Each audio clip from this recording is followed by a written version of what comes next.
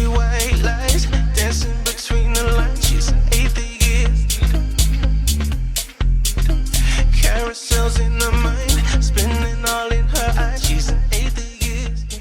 Hello and welcome to Digital Freethought Radio Hour on WOZO Radio 103.9 LP FM right here in Knoxville, Tennessee. Today is Sunday, September 6th. It's about 11 a.m. and we're streaming live on Dread Pirate Higgs' channel. And maybe next week, if you're not listening to it now, or if you're on a podcast and hear this, check out Dread Pirate Higgs' channel and you can watch us live. As usual, we have our co-host online, Wombat, on us on the phone or on Zoom. How are you, Wombat? It's a miracle. I can grow beard spontaneously. Thanks to the miracle of electronics. Nice. Yeah. It's and great. We have, as mentioned, Dread Pirate Higgs with us. Hello. Hello. How are you? George. Hi. Red Leader. Hello. Digital Freethought Radio Hour is a talk radio show about atheism, free thought, rational thought, humanism, and the sciences. And conversely, we also talk about religions, faith, gods, holy books, and superstition. If you get the feeling that you're not, or that you are the only non-believer in Knoxville, well, you're just not. There are several atheist, free-thinking, and rationalist groups that exist right here in Knoxville, and we'll be telling you how you can connect with them right after the mid-show break. Also, did you know that there's a streaming atheist call-in video show broadcasting here in Knoxville? Has been for over 10 years. Did you know that, Wombat? Right. I mean, if you like teenagers, if you like ninjas, and you like turtles, this is the show for you. So it's set in like rundown New York, and it takes place with four brothers. It's about four brotherly loves. That's what this real thing is about.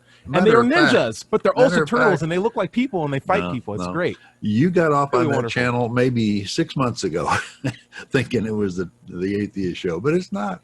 We broadcast on YouTube. Now, we used to do it on TV, but we switched over to live streaming. But we'll tell you more about how you can connect with that, watch it, and or maybe even be on the show after the mid-show break. If you'd like to interact with us during the show, go to Dread Pirate Higgs' channel or go to Facebook and search for our Digital Freethought Radio Hour page and use the messaging function for that. Nice. Wombat, what do you have for us today? What topics? Hey, today we had a really, really interesting topic. We're going to talk about foxholes, and not so much the stereotype that there's no atheists in foxholes, but in fact, us being atheists, we know we're there every day. What can we do to get Christians to join us in the foxhole? That's the topic. What about the people the Christians who say they're already Christians in foxholes? There are no atheists in foxholes. We're going to go into that. It's going to be a lengthy topic. We're going to have a fun time today. But before we jump into that, let's go to Dread Pirate Higgs with our weekly invocation. All right. I have a limerick.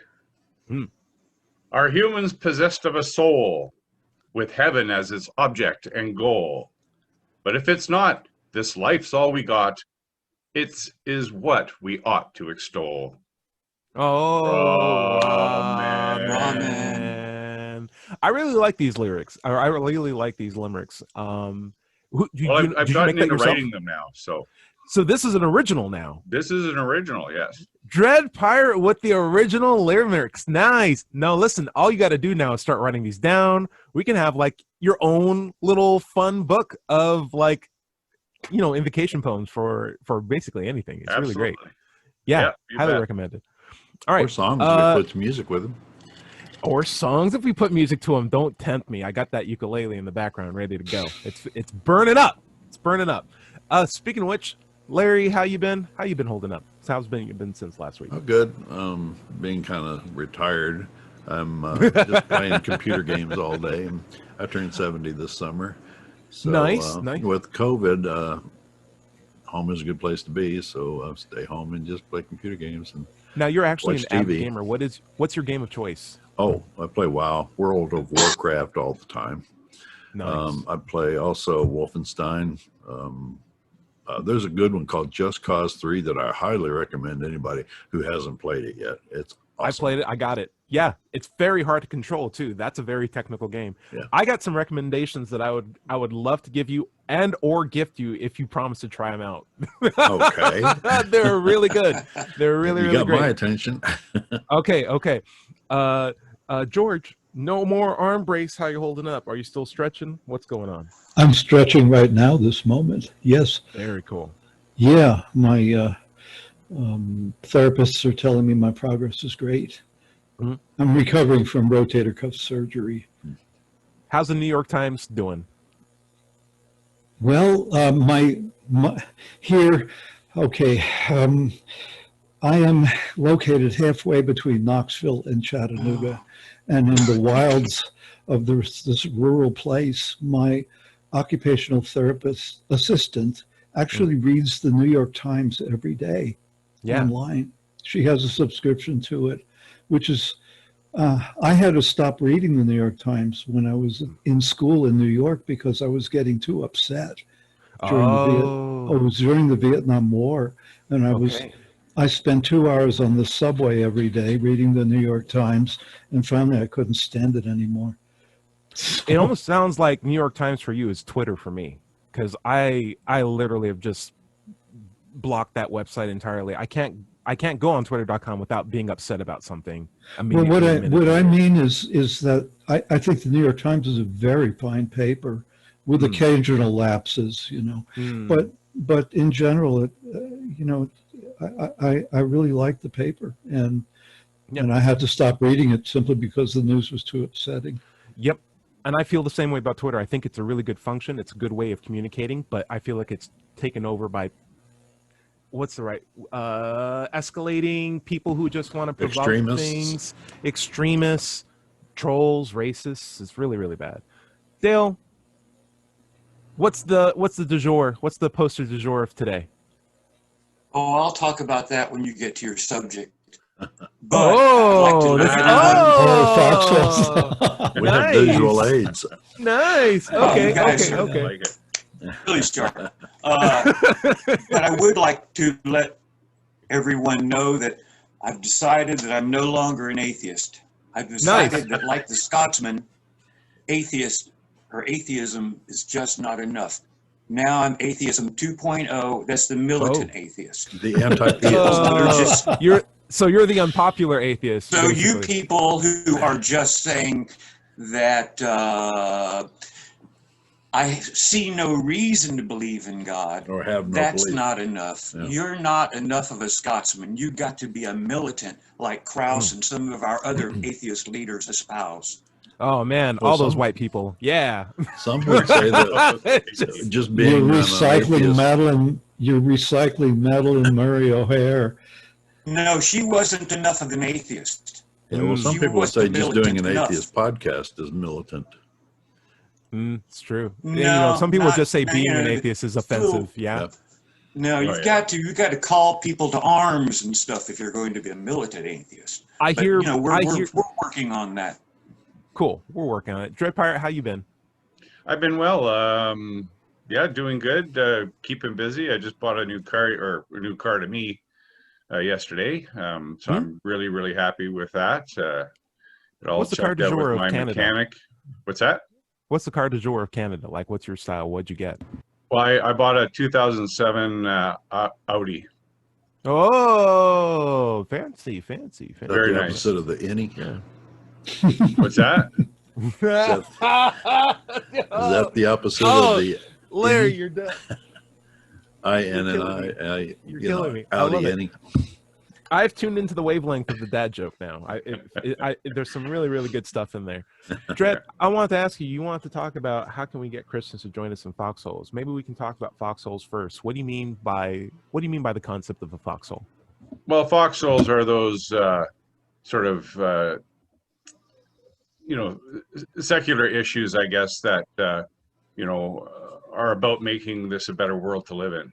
And rather than building a Christian nation, building a secular nation, because it's through the efforts of and secularism that all good things have come to pass so far, and getting Christians to acknowledge that atheists are okay people. So it sounded like, foxholes in a sense to me was like, hey, when the going gets tough, atheists, even an atheist will be like, God, I need help. Or, man, what can I do? I need to probably start praying. Like, I tried to pretend there was no God for a long enough time, but now that things are really, really difficult, I'm going to start praying and reaching out for God because I can't take this for myself. I'm going to do what the Christians are doing. Oh, things are much better. I should have been a Christian the whole time. Like, that's what I hear when I hear That's what I hear when I'm told there's no atheists in foxholes. It's like when the going gets tough, you guys find God. Well, I've heard it another way, in that anybody who's seriously ill in the hospital reverts back to their religion, reverts back to God belief, because their life is in danger there as well. Yeah, deathbed confessionals, stuff like that. I've heard like famous ones where it's like, hey, we took a drugged up Einstein when like he's on his death throes in hospice, and is like, and Darwin. We're into Christianity. Boom. Yeah, Darwin too. And just like, we got him. And Hitchens. Yeah. Hitchens too? Oh, yeah, man. they've said that about Hitchens as well. It's unfortunate. It's a lie in order to protect their beliefs. It's a lie. You're spreading an internet rumor that is a lie. And they called it a lie. Good. Hey, lies aren't cool, guys. We got to stop them. But the idea is, there have been atheists that died. There have been atheists who are good under pressure. I know I'm one of them. I've had experiences where it's just like, I could waste my time praying for God to find my keys, or I can find my keys. Right? And, extreme cases, of course, like there's always going to be extreme cases. But even like in the most mundane sense, like I once, yesterday, was out shopping, go into a store, and my wallet wasn't in my pocket. And in my head, I'm like, oh, geez, I've just been to 2 different stores. I don't want to imagine thinking that I've lost my wallet in some store randomly. Let me just rationally think this out, retrace my steps, found it in the floor of my car seat. It's like, boom, there it is, put it in my pocket, walk back into the car, walk back into the shop, continue my shop, and continue my day. But I could have been like, oh, I don't want to be a bad character, but oh, God, please let me find my wallet. Please. Let me spend 15 minutes thinking. It's like, meanwhile, my wallet's just like, you can find me. Just come back to the car. I've saved myself a lot of time by doing it. Yeah. And what's funny is he never really answers the question verbally. I mean, if you eventually find your wallet, you just give him the credit, saying, oh, he did that. He did that. Yes. It's nonsense. Would you say, it's okay to pray to God, but it's always odd if he talks back? That's like the part where you should be like, oh, okay, there's a problem here. Dredd, has there been moments in your life where you have been an atheist in a foxhole? Do you have an example of that? Well, atheist in a foxhole? Well, sure. One of the things, of course, I'm working on is the sort of the separation of church and state. So that's a foxhole I'm in. Yeah, and I think it's in the interests of all taxpayers on the secular level that those things are kept separate. Yeah. If people are concerned about Islam, taking over the world or whatever, Christians should be as concerned about that as well. And conversely, Muslims be concerned about Christians taking over government. So I would say, like, if the Baptists got too crazy, people should be worried about that. If the Jehovah's Witnesses got too crazy. Exactly. If the Third Street Pentecostal Union got too crazy or too powerful, then the Fourth Street Church of Prophecy and Worship will be like, hey, hold on. My tithing shouldn't go to paying their Cadillac. Well, and there's I've heard it said that, if a state religion was to be adopted, it's very likely not yours. Exactly. Yeah, absolutely. And even if it was, it wouldn't be by next week. It's just, you can't tease that many different people. So that's a foxhole I'm in. It's a good fight that you're into. Has praying helped? That's Lots good of answer. pasta, my friend. Lots of pasta. Dale, I know you're sipping something. So did you want to go into your poster, or did you want to talk about like a time where you've had a hard time and maybe got through it? Did you rely on the God to get you through it? Did you not? What was the effect? Well, I did look up foxhole on the internet just now. I used the dictionary to get my definition, and I believe where the saying comes from is from World War I, where you had a hole that you would dig. You would get in the hole to keep the bullets from hitting you. Wow. And if you were an atheist in one of those foxholes, believe me, I doubt that you would have to encourage people to join you, what with the bullets spinging over their heads. You know what's interesting is... So as a metaphor, you might get a little hairy, but that's where the saying comes from, of course. So that's what I have to say about that. As a metaphor, I think it's kind of interesting because I would find that only atheists would be the ones digging holes. Christians would be the ones like, I'm protected by this all-powerful being who has me as his best friend. I don't need no holes. Meanwhile, Right. the atheists are like, this is insurance policy for myself. Does anyone want to join me in here? And then when the bullets start flying, it's the Christians who jump in. It's like, They hey, have the thanks for armor digging of this hole. God, as it were. Thank God for this hole that just showed up out of nowhere. This Yeah. guy, God put this atheist on this earth for me to teach him about him so that he would dig this hole so that I can spread my message to this person. Like it's all, twisted. George, what do you got? No, I'm stretching. I'm not. George, it's your turn to answer the question anyway. Like, I don't have an answer. fair enough. I'm an Dale, organic atheist. Oh yeah, that's right. I beg off. That's I- right. I keep forgetting that, George. Okay, can I Yeah. format this question then for you?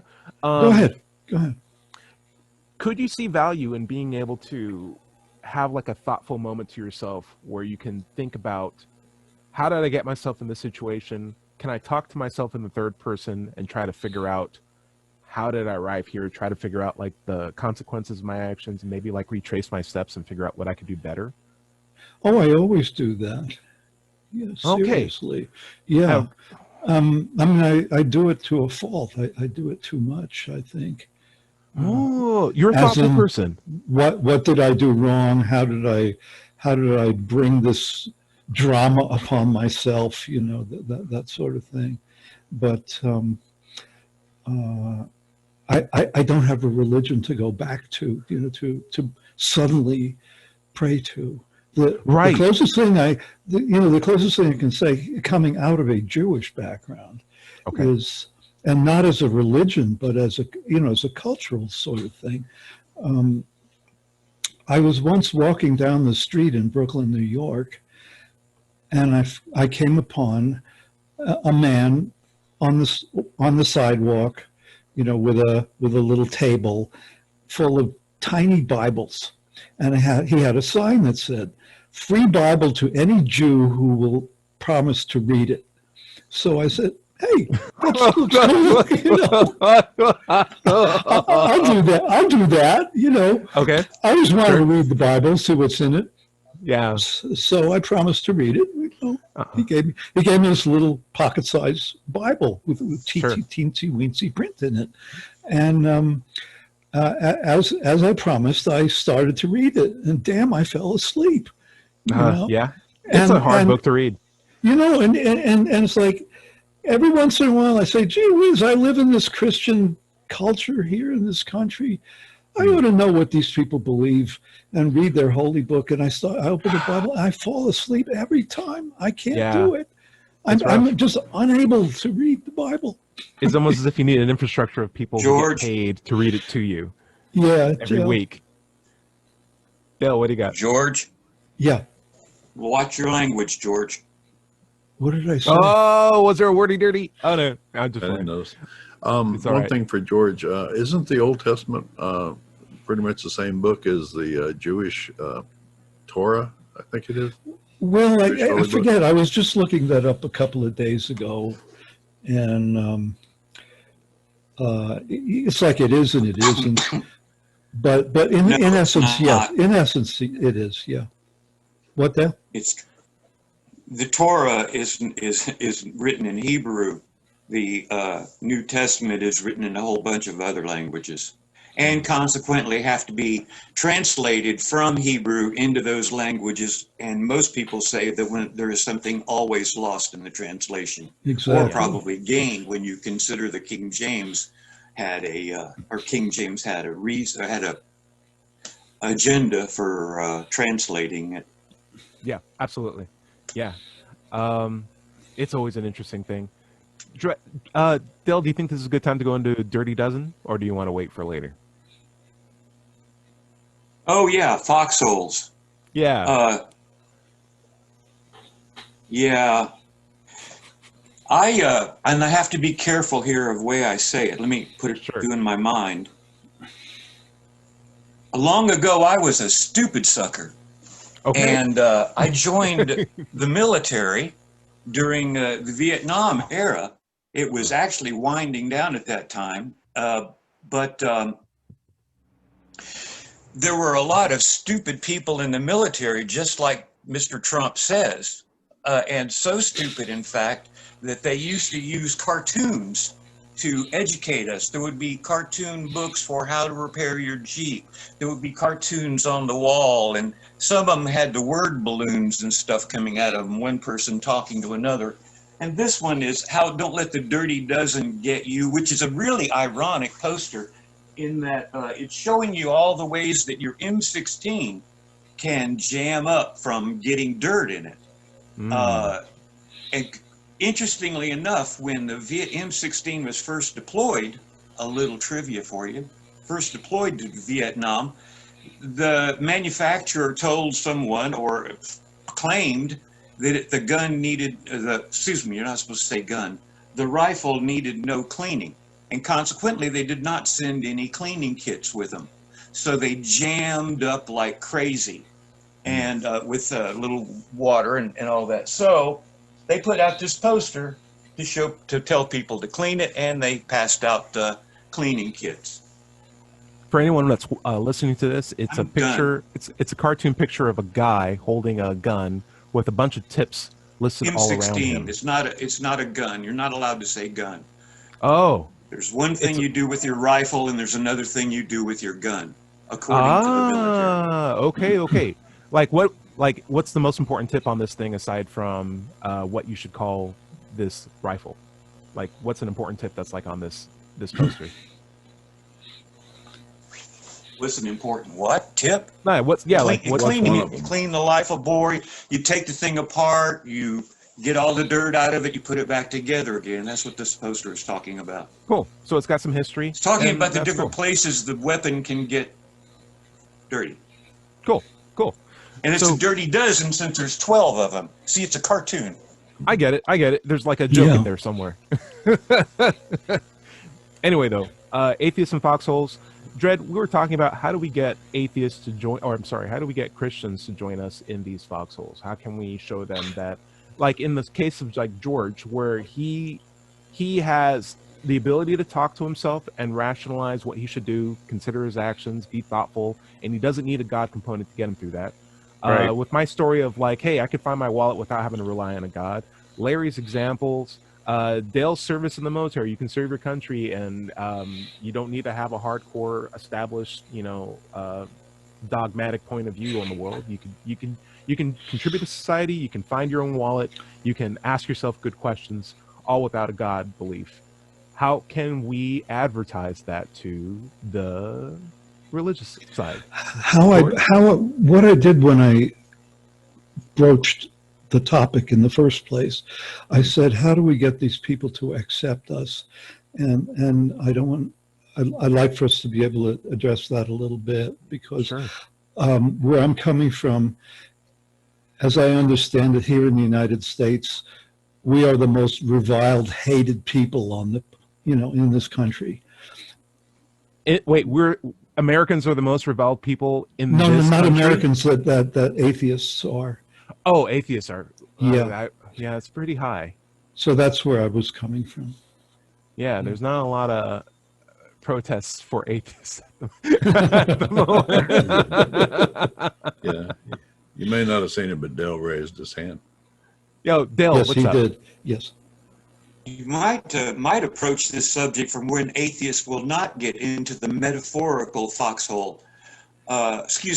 Christians will not get into the metaphorical foxhole with an atheist, meaning they won't get rid of their beliefs. Well, you have plenty of situations where Jehovah's Witnesses, as you should know, reject blood transfusions that they are told will save their life and they will die otherwise. In other cases where Christian scientists will reject medical intervention on their children. Now, when you allow your child to die, there is someone that is not going to be influenced, converted, or otherwise change their behavior because of some atheist saying, come join me because of my rational thought on God. Yeah. So it's probably what you call up a rope thing. Yeah. Not only that, but it's also the hypocrisy. It's go for it, Dale. Go for it. Go for it. No, I just said you are up a rope. What do you call it? Throwing good means worthless. Okay. In vain. Don't try. Okay. Yeah. Now what you can do, and I'm not saying that any militant atheists are doing this, but what you can do is roll up in an unmarked van with individuals with their faces covered, no name tags or insignia, grab the people off the street, throw them in the van, and take them somewhere to be programmed. And now I'm not saying that militant atheists are doing this in Portland, but I'm not going to deny the either. atheists doing it. I would think it would be the religious right, or the at least the conservative right, the Or the Gay government. conversion the therapists and stuff like that. neo-Nazis, the hardcore. But I would think that Well, the actually, atheists the Homeland Border Guards have admitted to doing that. okay. Cool. Dredd, can you fill in on the idea of what would be good tactics, or at least good advice for atheists to try to get Christians to have them join in foxholes? Now that we know that there's examples that secularists don't need to necessarily have a God belief to get the benefits of, like, say, prayer, what can we do to advertise that to Christians of, like, hey, you try not praying half as much, or at least for your keys half as much, and see if you still find them. I bet you still will. Well, one of our viewers here has said that what Ty is what you're talking about prayer. The atheist version of prayer is mindfulness, sort of the Sam Harris thing. It has been proven to help you introspect and stay calm. Prayer is a form of mindfulness, whether or not people believe believe a God that helps them. So to answer your question, I just wanted to relay his comment. But to answer your question, I think it's about just being genuine in your efforts to make the world a better place. And to not pay attention to whether or not a person is of some religious denomination or not. It's about a demonstration that you are a good person, that you care about the world, that you care about each other and yourself, and that it is essentially just by, modeling the behavior you want to see. And so that would be my advice to any atheist looking to bring Christians or anyone of any kind of religious faith into a common effort. Just to build on top of that, I think along with being able to be a good standard for, hey, I'm trying to do the best I can for society, there's a mutual benefit for everyone if we work together, it's really important that people know that you're coming at it from an atheist point of view, because people need to know you're an atheist for that to matter. Else they'll assume that you're just another Christian like them, working in the same lanes that they are to get to where they need to go. If they're like, hey, here's an atheist and he's working out with me and he's trying to make the world a better place and he's a nice guy, the next time someone talks bad about an atheist, I'll be like, that's not true, because I know one and he's really cool, or she's really awesome, or she's my boss, or she's my coworker and she's really great, she's my sister, she's my family member. Right. I think that's the value. We have to try to make it aware that we're an atheist. We have to not make it a taboo subject. It shouldn't be something that we are ashamed to say in the first place. And then from that point, when they see our behavior when we're under pressure, they will then say, okay, this guy, he doesn't have a God, but he's going through a hard time. Me saying I'll pray for you may not even work. I'll probably just refrain from that. Let's just see what I can do to help this person as a person, and I don't need to throw in God. That's when you start to see people really work for each other. I have had a friend of mine have a death in his family, right? And he had just gone up to Ohio to bury his father-in-law, and he knows I'm an atheist. But I still, reached out to him and I said, hey, listen, I'm really sorry about this. I just want you to know, everyone at work's still thinking about you. And he texted me back. It's like, man, you're like one of the only people who for my job who said that. Thank you so much. That means a lot. I was like, yeah, man, just take a deep breath and take the time off that you need to be there for your family. It's like, man, that means a lot to me. And I didn't have to be like, God has a plan for every soul that's being taken away from this earth, and he had to give me back the scroll of like, yes, God is good. It's like, no, I'm connecting to you as a human being, and we're having a conversation. And you know I'm an atheist, but like I don't have to put that in the forefront either. I'm just saying genuinely how I feel. And I feel like that means a lot, particularly when he can go on and be like, atheists can be compassionate, nice people. And like, you don't lose that when you lose your religion, or you don't lose that when you don't need a God anymore. I think that has value. Okay, conversely, go for it. Conversely, I would say atheists can be nasty people too, because we're just humans. So right before my surgery, I was in the supermarket wearing my mask, and a woman came toward me wearing her mask, and she said to me, "Are you having a blessed day?" And I replied, "No, I'm not." The words flew out of my mouth. You can still be a Christian and not have a blessed day, so you're all good. You're all good. You're gonna have to get used to that. You're in Tennessee, aren't you? I sure am. That is a common greeting here. All right, guys, we are at the bottom of the half hour. Larry, why don't you take us out? Okay, this is Digital Freethought Radio Hour on WOZO Radio 103.9 LPFM right here in Knoxville, Tennessee. We'll be right back after this short break. To the curious, the inquisitive, the seekers of knowledge, to the ones who just want to know about life, about the universe, about yourself. Not cute questions, big questions, ones that matter. To the rebels, the artists, the free thinkers, and the innovators who care less about labels and more about truth, who believe nonconformity is more than a bumper sticker, that knowledge is more than words on a page. You're young, you're old, you're powerful beyond measure, and the fuel of that power is not magic or mysticism, but knowledge. The things you see, the things you feel, the things you know to be true. Sure, some will doubt you. Let them.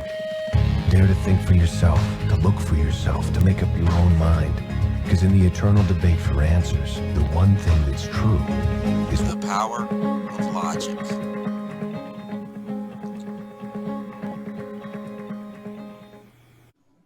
Hello and welcome back to the second half of the Digital Freethought Radio Hour on WOZO Radio 103.9 LPFM right here in Knoxville, Tennessee. I'm Doubter 5, and let's talk about the Freethought groups that you can join right here in Knoxville. First, there's the Atheist Society of Knoxville. Founded in 2002, we're in our 18th year, and we have over 1,000 members. You can find us online at knoxvilleatheist.org or just by searching Knoxville Atheist on Google. Another large free-thinking group here in Knoxville are the Rationalists of East Tennessee. To find out more about them and their activities, just go to rationalist.org, click on upcoming events. Earlier in the show, we said we'd talk about Knoxville Atheist Call-In TV show.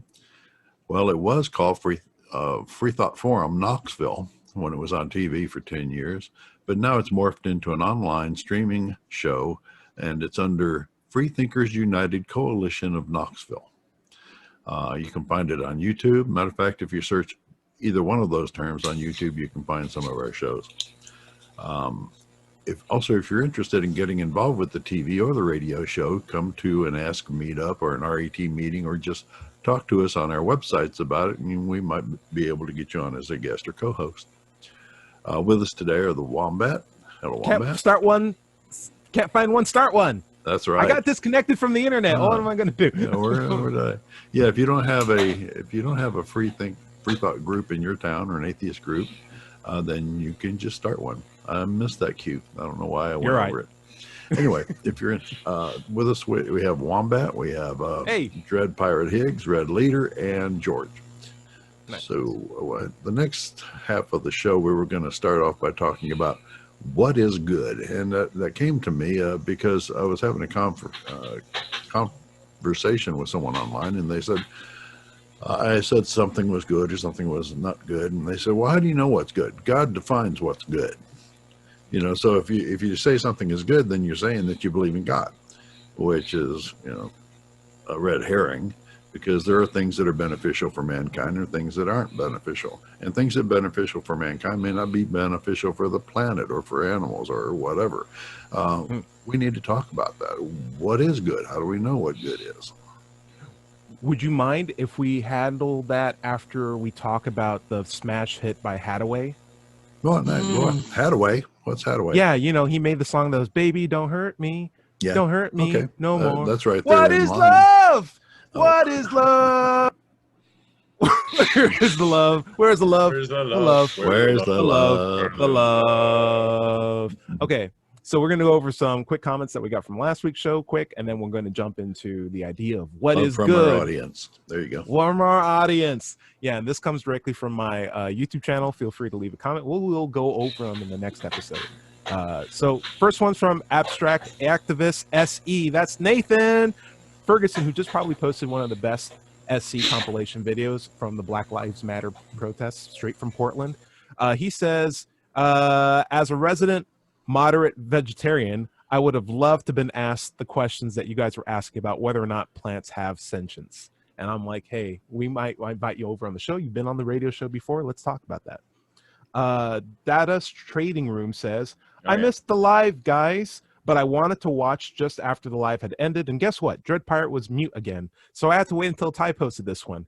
Man, we got good fans who are just vibing for content from us. And thank you for that. So we will make sure that we have backup channels for this conversation to be posted, and you will keep up on it. Eventually, we'll have and I feel very disappointed that I, for whatever reason, this is not being consistently streamed where all the sounds and all the bells and whistles work.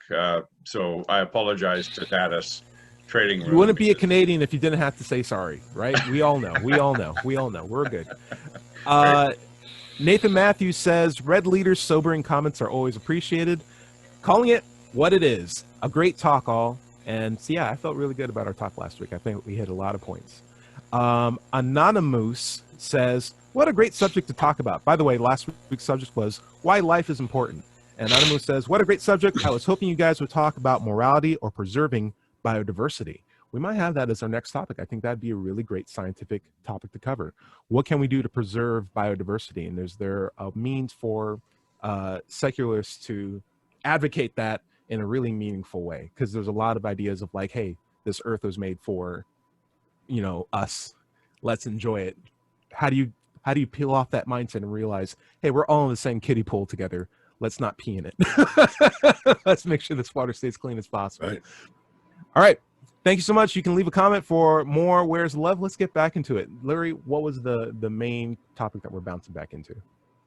Well, we were talking about what is good. What does good mean, and does good only come from God? You know, as a lot of religious people would say. Matter of fact, the guy that I was talking to online was saying, "How do you know what's good?" You know, and if you say something is good, you know, God is good, so you're saying that you believe in God, which is not the case.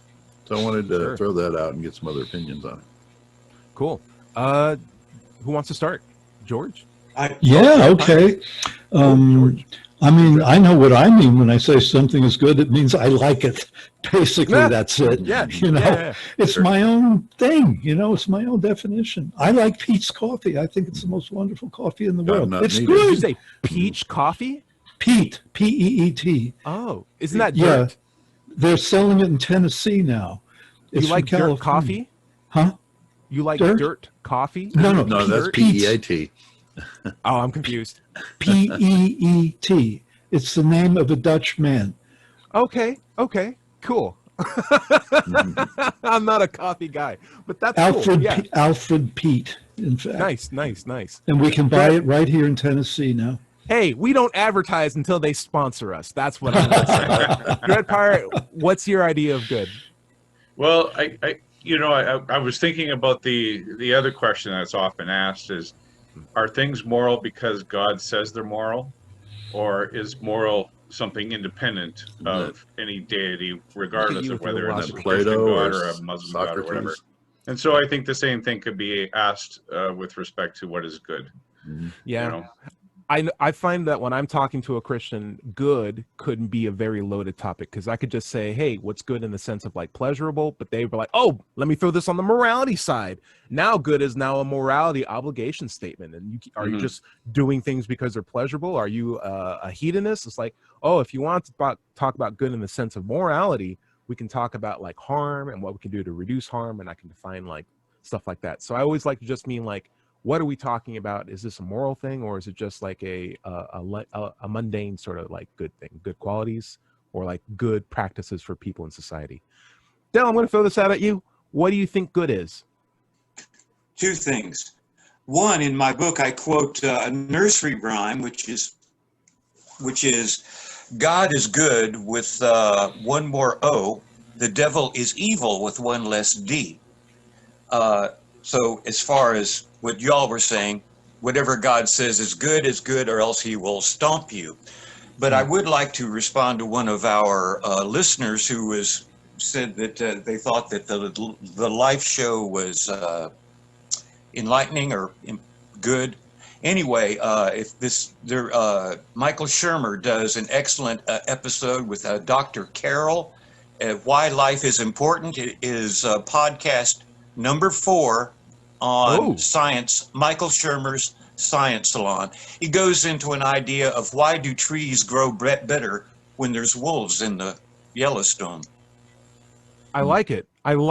And the idea of an ecosystem and stuff like that. Yeah, just like. Well, the idea is that diversity, because we are have grown on, the world has grown on evolutionary basis.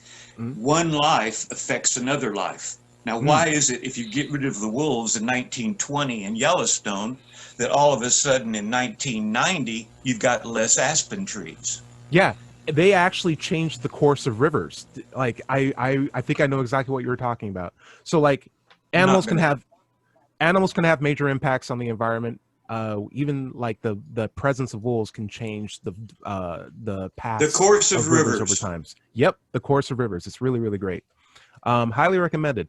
But that's a good thing. I mean, it's a good thing that we don't have to put all the pressure on human engineering to figure out how environment should work.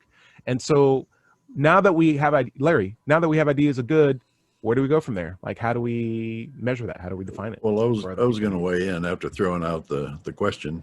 Go for it. One thing that we find, or I find when I'm talking to Christian believers online, is that they equivocate. If you look up good, like you look up faith, you'll find many, many different definitions of the word good. One of them talks about what George was saying. Good is the stuff that's good for me. Things I like. They're good. Another thing is like Sam Harris says, good is what encourages human flourishing. Good for the planet, good for the person, for society as a whole, or it could be good for an individual. But they can't just say one thing is good, or good means one thing, and that one thing comes from God without evidence or proof. Yeah. Throughout. I think it goes back to, I don't want to say this in a bad way, but I feel like there's an effort in religious circles to reduce or not stimulate critical thought and complex words with nuances beyond good, like compatible or relevant or morally sound or legal. Like all of those things are good in different capacities, and they have complex weights that come with them. And it's easy. Those are hard to think about. So like, because sometimes critical thinking is really, really difficult or taxing to do, particularly if you have a busy day or if you're worried about if you're going to die or not. So what you need is like one big character to just be like, hey, I'm good, and whatever I say is good. That works for me. And just just remove one O, and boom, there you go. I mean, that works. I'm not a fan of the idea of like, hey, making things simpler is better. I find like I feel like it's not necessarily a purpose, but what we're really good at is looking at really complex things, figuring out patterns, and figuring out how they work. And it's such a wonderful thing to do with the time that we have on this world to try to understand this universe that we're in, which is amazingly complex. This is like the dream world to be in terms of like trying to understand stuff. There's just mysteries all around us. Let's take the opportunity to do it. And if we have to come up with more complex terminology to do it, go for it. But as far as like a deep philosophical conversation on what the word good means, it's so contextualized based on what you're referring to that I'd rather just be like, let's just take good off the table. What frame are we talking about? Like, are we talking about morality? Because we can talk about good morality. So are we talking about legals? Let's talk about good ethics, like stuff like that. I don't want to get trapped in a weird conversation about a dumb word. George, I think that this issue has gotten so complex in my own mind while we're talking about it Nice. That, I mean, now to think about it, it's like, what's the person's whole worldview where the concept of good is going to come out of, you know? Yeah. And at this time in my life, and I'm a lot older than I look, at this time in my life, what I'm looking back on is to try to simply understand myself, to understand my own worldview, and what is the structure of my own automatic thought process. Yeah. And go from there. That's where I have to start. That's the from. stuff I'm into. Okay. I love that. So, like, what is my worldview? Just to be able to understand that, and then to try to understand the worldviews of the people I've been intimately affected by and interacted with during my life. This is where I'm at this point. So, I mean, I'm sorry if I've led the conversation astray, but the concept of what is good within a person, such as, let's say, myself, the only person I really know, is hard enough to know, you know? Yeah. Larry, I've been at it all my life, you know. I don't know. I can't say I know myself well enough. I'm just at the edge of it right now. Okay. Larry, you might enjoy this. You had said Christians tend to equivocate, but I also feel like there's an appeal to mystery when, if they're asked, or if they ask you what is good, and you have to take time to like figure out what they're going. It's like, why do you think it's so hard? This is a simple question. Good is whatever God says. It's like you just threw in this giant mystery. Because what is God? Like the most complex thing possible, right? God is not an answer. He's a million more questions. He's a trillion billion. Exactly. Like it's literally a lifetime's worth of questions that are going on. Yeah. So if we can maybe nail this down, how about this? Let's just say let's talk about in terms of how we treat each other. And we can say there's good ways to treat each other and there's bad ways to treat each other.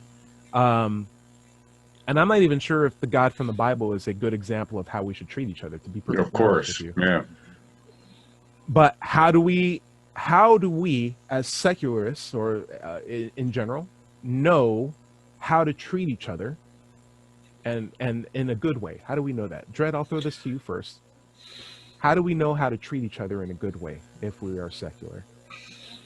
Well, I think it comes back to that platinum rule, which is the step up from the golden rule. Okay.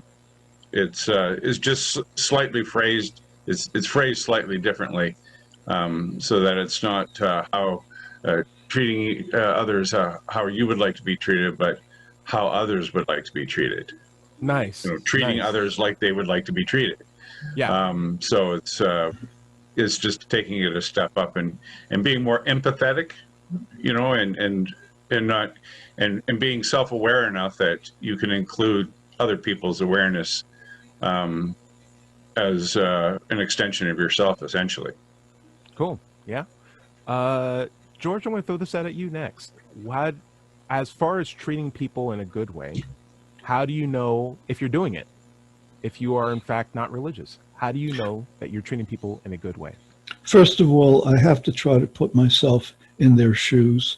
I think Dread Pirate's platinum rule I like it. I was going to say the word good. So anyway,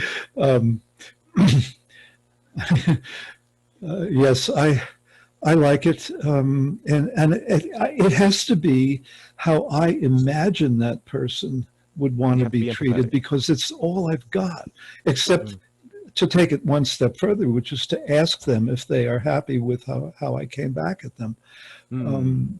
You know, I have to use the tools that I have. Nice. I like it.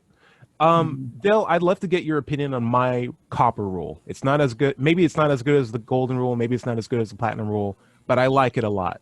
And the copper rule for me is don't be a jerk. Like, hey, you don't have to be nice to me, but don't go out of your way to be a jerk to me. Right. So don't be a jerk. What do you think about that as a rule for me to know how to treat people?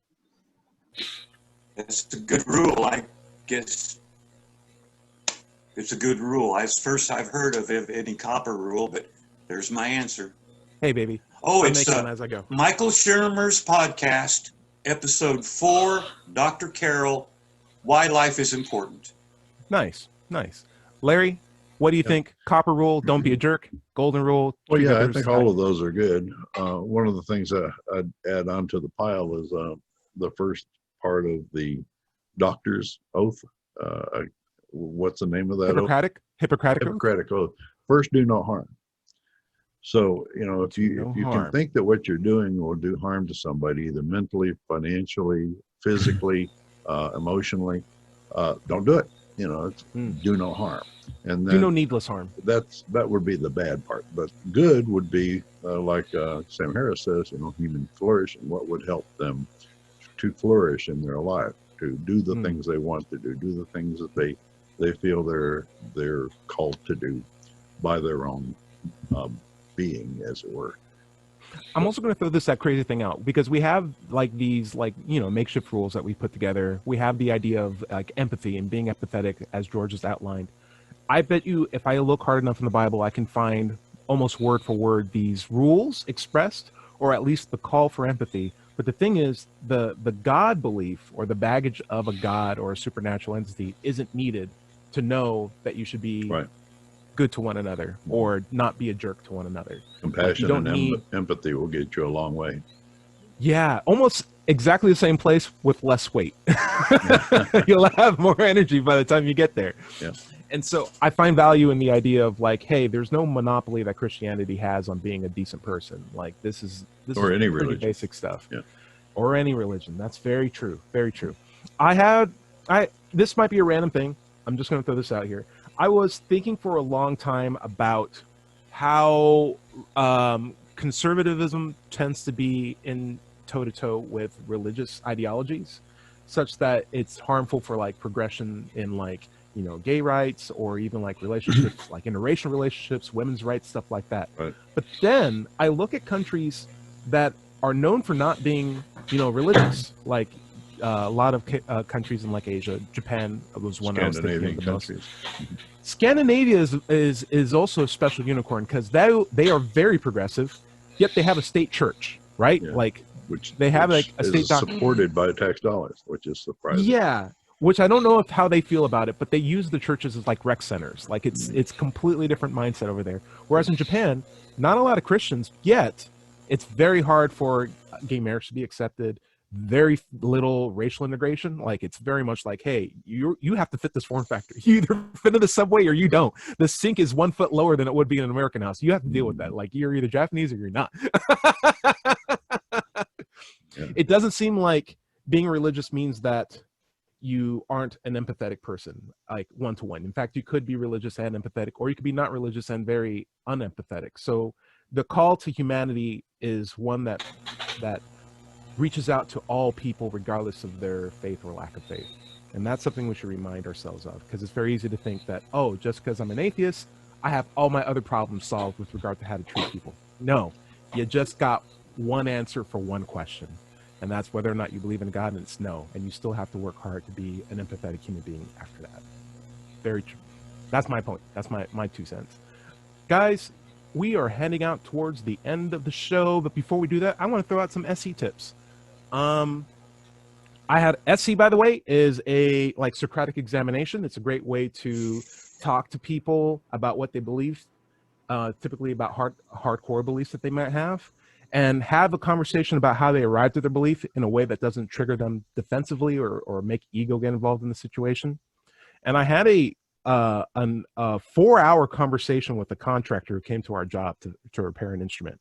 And while we were waiting for the instrument to warm up, it's a long sequence, we just started talking about God, because he brought up that he wasn't talking to his sister for really? 12 years because she decided to be gay, and she doesn't know why he decided to get gay, and brought her wife to his house and have a fuss over it when it disagreed with his lifestyle. I'm just what is this conversation? Let's just get straight to the foundation. And we ended up going to God. We ended up going to faith. We did, all the basic classic stuffs in SE, right? And found out by the end of it that, he has no reference for what it would take for him to recognize if he was wrong. He's just absolutely confident that he's right. And he's using faith as a crutch to just justify the amount of time he spent in believing in this God. It's just like, hey, what else do I have? I've spent so much time doing this. And I think that was a recognition at the end. He was very happy that he had the talk. But on my side, I still had work to do after that day, after a 4-hour talk. That was still the first day of my work week, and I was exhausted all the way up until now. And this was like a 6-day work week for me. I just did an overnight shift yesterday. I would say if you're doing SE, you owe it to yourself not to tire yourself out. And that 5-minute timer works for you too. Socratic, is that Socratic examination? Yeah. Or street epistemology. Don't tire yourself out when you're doing it, because that might make the conversation go poorly, but it also isn't good for you. And it's a conversation. You should both be trying to get stuff out of it. And if you're getting exhausted, you can back out too. You just be like, hey, I think that's as good as we can get to for right now. I just want to get back to work. You know, it's totally fine to say that. Dred, do you have any random street epistemology tips that you might have learned? Off the top of my head. Fair enough. You are teaching a class on it, so you might want to get good at that. You might want to get like warmed up on it. For Larry, you actually have your own style that I really appreciate with your SE, in that you are willing to throw in counter apologetics and classic argumentation into your style as well. Do you have a hard time balancing everything, or do you know which vase to pull from, which bucket to pull from? No, I'm a creature of habit. You know, when somebody says something, I reach in and grab the response that I habitually use. But if I ever get in a corner, then I rely on a Socratic examination and talk about their methods, about how they reach the conclusion that they're touting. But nice. Generally, you know, it's a mix of both. That's good. For me, I like the counter apologetics too. I like to understand why they believe it rather than try to like pick it apart. I'm like, how did you get there? What the hell's going on here? What is this? What is this God believe? And people say, you spend too much time on this. Like, but that is what I'm trying to learn from this. Like, I really do understand like everyone's personal relationship with this, you know, being no one can really talk to. It's very interesting for me. Anyway, if you want to see talks like that, I would recommend personally you check out a new YouTube channel called Quinn Questions on YouTube. I'll put a link in it in the description. He's a new SC artist doing his stuff out of LA. Black dude, let's go. More black representation in this community. It'd be great. Right. But yeah, really, really cool guy. Has a really friendly approach and just sits up at a park. He's doing his talks as of like now. Like he has the corona mask, COVID face mask. So he's doing it in public. He's doing it in public. He's like 6 feet away from people who aren't wearing face masks. Yeah. What are you going to do? Right? Tyrone, where is he located? He's located in LA, California. LA, California. Okay. Yeah. La La Land. Yeah. Or the LA Not like area. he's in Montgomery, Alabama or something. Yeah, it's true. Like, or Louisiana. It's like LA, Louisiana. Anyway, highly recommend you check that out. And I'll put the what is it? What's it called? It's Quinn Questions. It's a SE conversation by a guy named Quinn, and he's a black Quinn Questions. Quinn Questions, yeah. QUINN and then questions. I'll put a link in the description. There's no way you can miss it. Okay. Dread Pirate, what do you got? Well, you can check me out on Mind Pirate, MINDPYRATE on YouTube. And we stream this show live at 8 a.m. PST or PDT, Pacific Standard Time, every Sunday. Nice. Dale, do you have it? Could you tell me the name of that podcast one more time? And which number I can look for it? It's Michael Shermer's podcast. Michael Shermer is one of the founders and editor of Skeptic Magazine. Nice. It's podcast number 4 of Science. The podcast is actually named Science Salon. A whole bunch of very, very smart people talking about very, very smart things, one episode at a time. It's episode number 4, and it is why you should be concerned about butterflies or wolves or bees, giraffes, why those things can affect your life. Right. Yeah. Also, I would recommend going to Wikipedia or one other source and look up Socratic examination and how it was done in Rome, so that people know what the ancestors of the present street epistemology is. Nice. Yeah, highly Nice. recommended. Yeah. George, what do you Also, got? I looked at to plug your YouTube thing. I looked at one of your talks on a stage with the Wow. 3-state thing there. Yeah. Thank you. Appreciate that. Appreciate it. George. Well, I just want to tell everybody to remember, in this context of goodness, is to remember to be good to yourself. I like that. Yeah. Mental health. True. Absolutely. Your own best friend.